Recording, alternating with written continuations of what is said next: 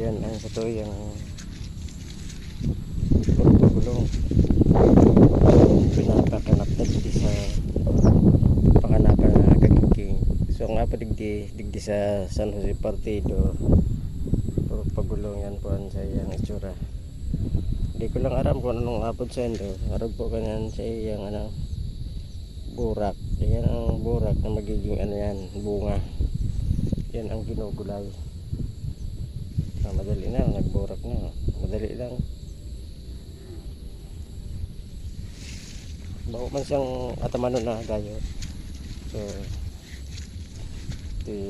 daway tanong mo lang. Tapos yan, dahil pa naabunuhan yan. Na-spray. Bako maki-maintenance. Puro pagulong po ang apod digdi